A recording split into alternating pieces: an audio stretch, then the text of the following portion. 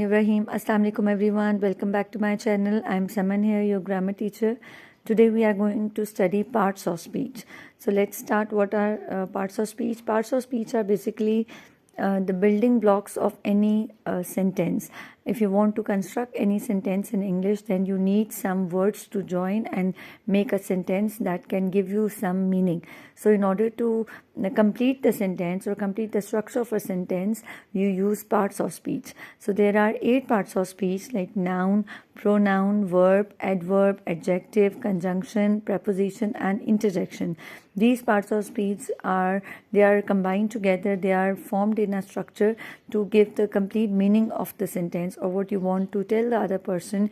You need the parts of speech to complete your sentence. So one by one we are going to study that, where we use them and how we use them.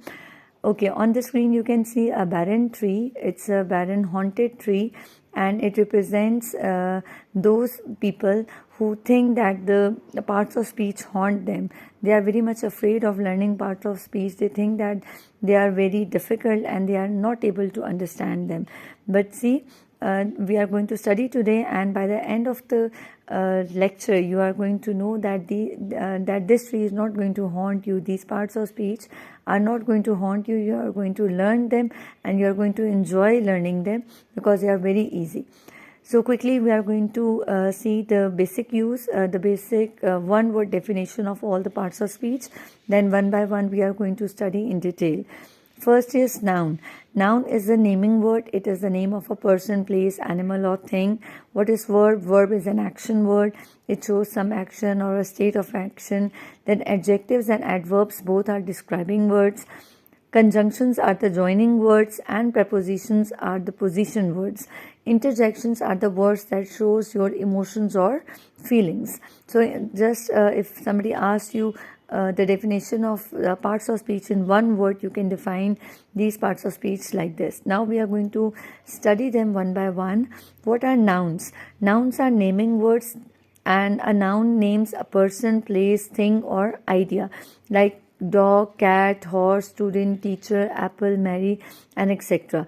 They live in Madrid and this is my cat. Now Madrid is the name of a place and cat is the name of an animal. So both are nouns. There are many types of noun like countable nouns, uncountable nouns, common nouns, proper noun, concrete nouns and abstract noun. We are going to see through examples. Countable itself is telling you something that you can count on your fingers, like eggs. We say 1 dozen egg, 2 dozen egg. We can count the eggs. We can count the bananas like this. Then olives, olive, fries, burger, hot dogs, apple, carrots, tomatoes, watermelon. All of them are countable nouns because we can count them. If you talk about the seeds of the watermelon, then definitely seeds are uncountable. They are infinite, so you cannot count them. But watermelon itself, you can count it. Then we have uncountable nouns. Uncountable nouns are those nouns which we cannot count. Like we cannot count milk on our fingers. We can't say 1 milk, 2 milk. It is measured in liters. It is in liquid form. But if you refer to a bottle of a milk, then it is countable. We can say 1 bottle of milk, 2 bottles of milk, 3 bottles of milk, but the milk itself is uncountable. Same goes for flour, salt, sugar, jam, meat, rice, honey, tea and cheese. All of them are uncountable nouns. For the tea, you can say 1 cup of tea, 2 cups of tea, 3 cups of tea, but you cannot say teas. Teas will be wrong. It's uncountable. You cannot count tea. You can count the cups of tea. Now we have common and proper noun. There are 2 types, like common is something which is very common, which is not specific. And proper is a specific name of a person, place, animal or thing. In common, you can name any person, place or animal or thing. It can be any place. Like see, first example is day. It can be any day. It can be Monday, Tuesday, Wednesday, Thursday, Friday, Saturday, Sunday. But when we say Sunday, then it becomes a proper noun because we are giving the specific name of the day. So book is common noun. Harry Potter is proper noun because it's a name of a specific novel, and it's very interesting novel. Those who haven't read it, do read it. You're going to learn many new things and you're going to enjoy the imagination and the creativity. Do read that novel. Then we have mountain. Mountain, Himalayas. City. City is a common noun. London is proper noun. Teacher is common noun. And Miss Sam is proper noun because it's a specific name of the teacher. Now come to abstract and concrete nouns. Abstract nouns are those nouns which you cannot hold in your hand. There are some abstract ideas that we use in our arts, in our drawing, in our creative writing. So abstract means that something that you cannot hold or something that does not exist physically. You cannot hold with the help of your five senses. You cannot see with your naked eye. We are having five senses: sense of sight, smell, touch, taste.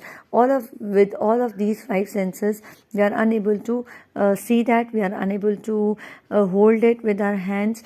So they are called abstract nouns. For example, trust.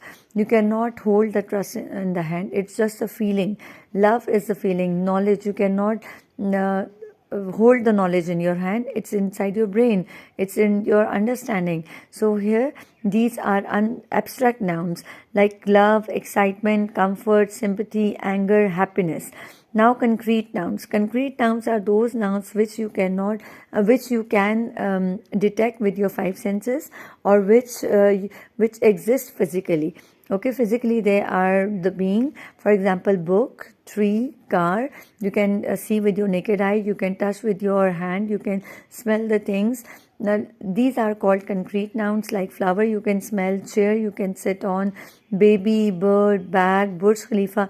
All of them are concrete noun. So basic difference between abstract noun and concrete noun is this, that abstract noun does not exist physically, but concrete noun exists physically. Okay, now come to verbs. What are verbs? Verbs are action words like walk, run, stand, play, jump, laugh, read, think, write, and cry.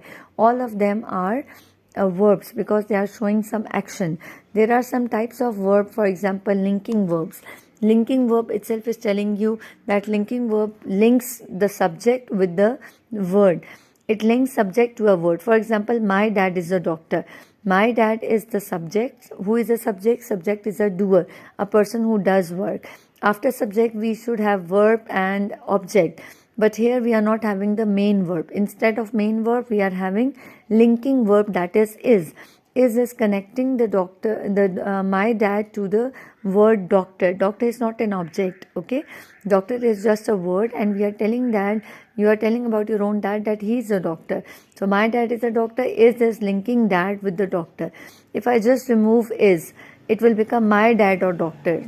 It is not giving a complete sense. So is helping as a help. It is used as a linking verb over here because it is connecting the subject with the word. Next, we have auxiliary verbs. Auxiliary verbs are all the helping verbs. For example, is, am, are, was, were, has, have, will, shall, had. All of them are auxiliary verbs that are used in our tenses, and these auxiliary verbs define the time period at which time the action is taking place. It is in present tense, past tense, or future tense. Next, we have transitive verbs. Transitive verbs needs an object. For example, I kicked the ball. Now, those verbs which are having object after it, I just told you the structure of a sentence. There are three things that are used in writing any sentence. First is the subject, second is the verb, and the third is the object. So, if there is an object after the verb, it means that this verb is transitive verb. Like here, I kicked the ball. I is subject, kicked is transitive verb, and ball is object. Because object is here, that's why this verb is transitive verb. If I just write I kicked, then it will not be transitive verb, and it is giving incomplete meaning. You don't know that what you kicked. So transitive verb needs an object to explain the meaning. Then is intransitive verbs. Intransitive verbs do not need any object. Okay, they do not. In this sentence, we are having the subject and the verb, but we don't need an object to explain it. Like, for example, the baby slept. Slept is a second form of sleep. Now we don't need any more information about it. We are clear. We have a clear picture that the baby is sleeping, or the baby has slept. So here, the baby is the subject, and slept is intransitive verb because it does not need any object over here. Now come to the next part of speech, that is pronouns. What are pronouns? Pronouns are called substitution words because they replaces the noun. A word that is used in place of a noun is called pronoun, or a word that takes the place of a noun or another pronoun, that it is used instead of a noun. Instead of writing the name of that thing or a person again and again, you use the pronoun. And pronoun are us, who, I, they, them, me, and all this, I, you, he, she, it, we, you, they. All of them are pronouns. Now here I have highlighted personal pronouns, and personal pronouns mean that you use it for your own self. For example, we are having first person pronoun, second and third. First person means that when you are talking about your own self. Okay, for your own self you will say I am a girl, I am reading a book. So at the subject place, already you know the definition of subject and object, that subject comes at the start of a sentence and object comes at the end of a sentence. So at the start of a sentence, if you are using if you are telling about your own self, you will say I. But if you are telling about your own self at the place of object, then you will say me. For example, you can say I am a girl, I am reading this book belongs to me. You cannot say that this book belongs to I, because I is the subject pronoun, so it is supposed to be at the subject place. But me is the object pronoun, so you can use at the end of the sentence me. Then second person is the one you are talking to. The other person is present in front of you and you're talking to the other person. So here at the subject place and at the object place, at both the places we are going to use you. Then is the third person. Third person pronoun are those when two people talk about the person who is not present over there, that person is called the third person. And for that third person we use he, she, it. He for the boys, she for the girls, and it for the things.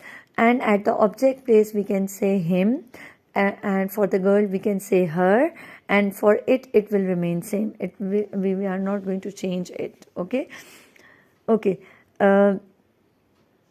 Next we have plural personal pronoun. First we have seen all the singular person. Now we have plural person. For the first person, when you are included with the other team members, then you will say we. We are going to the picnic. Okay. This work is done by us. Us is used at the object place. Then for the second person, you are going to use you. Same for subject and object.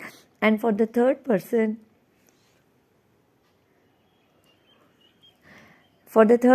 we will use they and them. Them at the subject place, and at object place you will say them.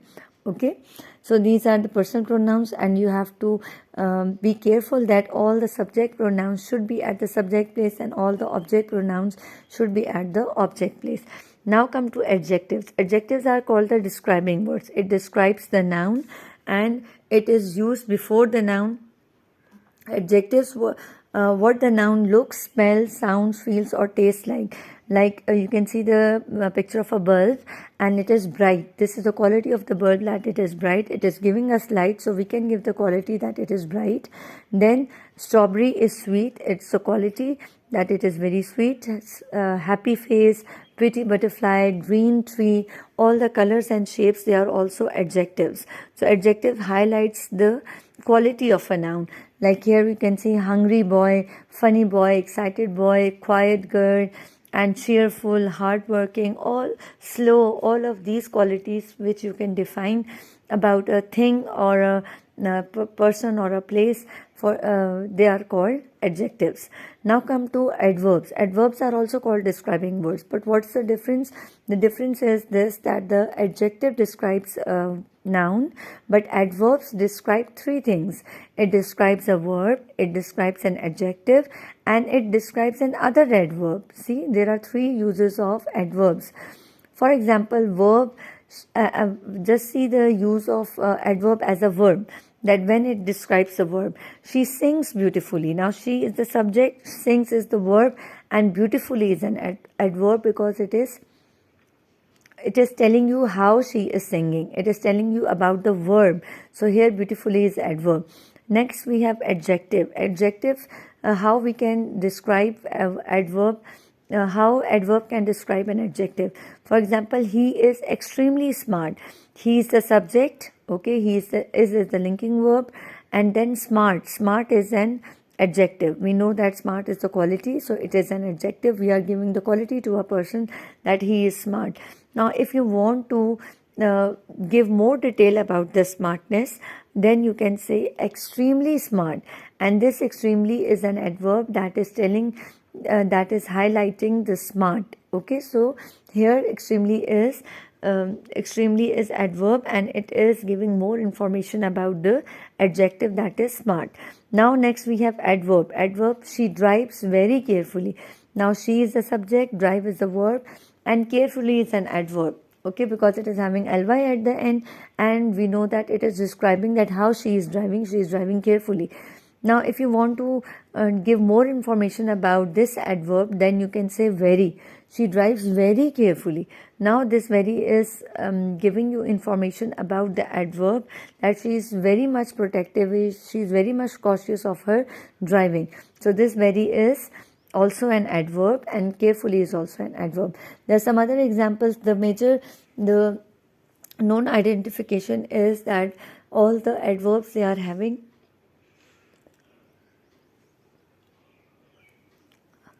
all the adverbs are having ly at the end, but mostly all the adverbs are having ly at the end, like quickly, sadly, quietly, suddenly, loudly, early. But there are some other adverbs in which we do not use ly, like always, now, here, there, well, like here we have seen very. So there are some exceptions, but mostly when the adverb is describing the verb, then it is having ly at the end. Next we have prepositions. Preposition itself is telling you that pre, pre, and then next we have the word position. Position means that preposition tells the position of a noun. It shows the direction, it shows the time, it shows the location, and or introduces an object. Like on, the dog is sitting on the box. By, he is passing by the door. Over, in, at. All of these words, they are describing the location, time, or direction. That's why they are called prepositions. Some common prepositions with examples you can see in this table. At, she is at the park. Now at can be used as a preposition of time as well as for the preposition of a place. She is at the park. In, he lives in New York.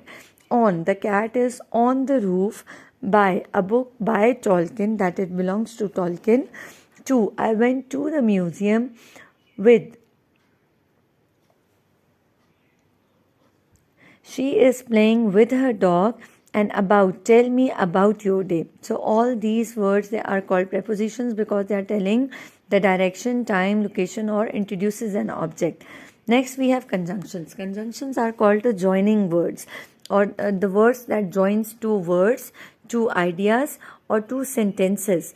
Those words are called conjunctions. For example, a word that joins part of a sentence: I bought apples and peanut butter. If I say I bought apples, I bought peanut butter, then definitely there are two sentences. But if you want to make one sentence, then we will use the word and conjunction. I bought apples and peanut butter.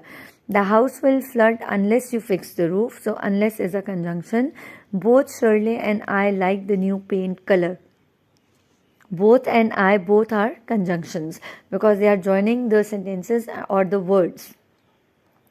Next we have interjections. Interjections are the words that shows or express your feelings or your emotions.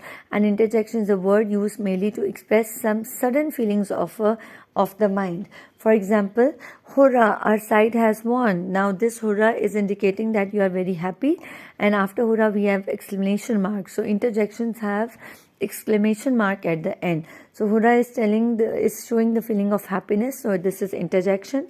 Alas, our side has lost. Alas is interjection. You use it when you are sad. Hush, I hear someone coming. Hush, to make someone quiet. So hush is also a feeling. So here hush is also interjection. There are some more interjections over here, like hey, well, oh, yeah, ouch, wow, hi, and hooray. All of them are interjections because they are showing your feelings. So this is the last part of speech. Now we are going to solve this exercise. Parts of speech. Some sentences are given. I'm going to show you the answers in the next slide, but I want you to pause this video and solve it by your own self. First do it by your own self and then check the answer in the next slide, that whether your answers are correct or whether you have understood the topic or not. Okay, so let's I'm playing the next slide. Let's see the answers. Number first, the sun rises in the east. Now sun is the name of a thing, so it is a noun.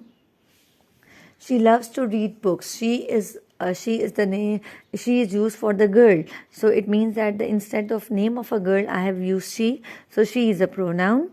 Then we have birds sing sweet melodies in the morning. Sing is the verb. The bright stars lit up the night sky. Now stars are noun and bright is adjective, because the word which describe a noun is called an adjective, bright. Next we have he speaks loudly to the crowd in the he speaks loudly to be heard in the crowd. Now ly is there at the end, so it means that this loudly word is